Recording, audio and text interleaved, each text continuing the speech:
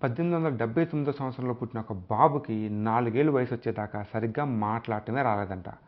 Paper మీద ఏదైనా రాస్తే అది చదవడానికి 9 ఏళ్ళు పట్టింది. 1883 సంవత్సరంలో అంటే ఆ బాబుకి 4 ఏళ్ళు ఉన్నప్పుడు అనారోగ్యంతో ఎప్పుడు మంచం మీదే పడి ఉంటే వాళ్ళ నాన్న తను ఆడుకోవటానికి ఒక కంపాసు అంటే దిక్సూచి కొనేసి ఇచ్చాడు. దిక్సూచిలో ముళ్ళు ఎటు తిప్పినా కానీ ఉత్తరం వైపుకే చూపిస్తుందని మనందరికీ తెలుసు. కానీ దాన్ని మాత్రం ఆ బాబు చూడగానే షాక్ అయిపోయాడు. మనకెవ్వరికీ కనిపించిన శక్తి ఏదో ఆ కంపాస్లోని ముళ్ళుని ఉత్తరం దిక్కుకు తిప్పుతుంది. ఆ శక్తి ఏంటా అని తెలుసుకోవాలనే కుతూహలం ఆ కుర్రోడికి మొదలైంది. అలా అన్నీ నేర్చుకోవడంలో మందబుద్ధిగా ఉండే ఆ కుర్రోడు మాత్రం కుతూహలంతో కంపాస్ ముళ్ళు సూచించిన దారిలో వెళ్ళి అంటే ఆ ప్రోత్సాహంతో వెళ్ళి విశ్వ రహస్యాలనే ఛేదించాడు. ఆయన ఎవరో కాదు, ప్రఖ్యాత శాస్త్రవేత్త ఆల్బర్ట్ ఐన్స్టీన్. ఈరోజు మనం ఎవరి దగ్గరికన్నా వెళ్ళి మీకు తెలిసిన శాస్త్రవేత్తల పేర్లు చెప్పమంటే అందులో ముందు వరుసలో ఖచ్చితంగా ఐన్స్టీన్ ఉంటాడు. అంత గొప్ప జీనియస్ ఆయన. మరి ఆయనలో ఉన్న జీనియస్ని బయటికి తీసుకొచ్చింది ఎవరు? వాళ్ళ నాన్న గిఫ్ట్గా ఇచ్చిన ఒక మామూలు దిక్సూచి.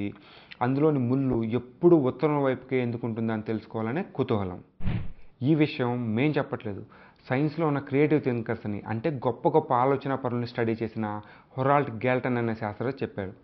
ఆయన మాటలోనే చెప్పాలంటే మన చిన్నతనంలో ఉండే ఇట్లాంటి అనుభవాలు, జ్ఞాపకాలు మన ఆలోచన సరళిని అంటే మన థాట్ ప్రాసెస్ని ప్రభావితం చేసి మనలో శాస్త్రీయ దృక్పథాన్ని పెంచడంతో పాటు కొత్త కొత్త దారిలో వెళ్ళేలాగా ప్రోత్సహిస్తాయి అని.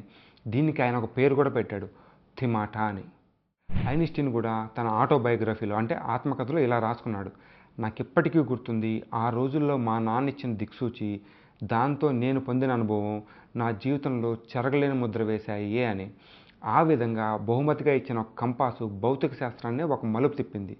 మరి మీరు మీ పిల్లలకి ఎప్పుడైనా ఒక భూతార్థం కానీ ఒక కంపాస్ కానీ బహుమతిగా ఇచ్చి వాళ్ళలో కుతూహలాన్ని పెంచడానికి ట్రై చేశారా?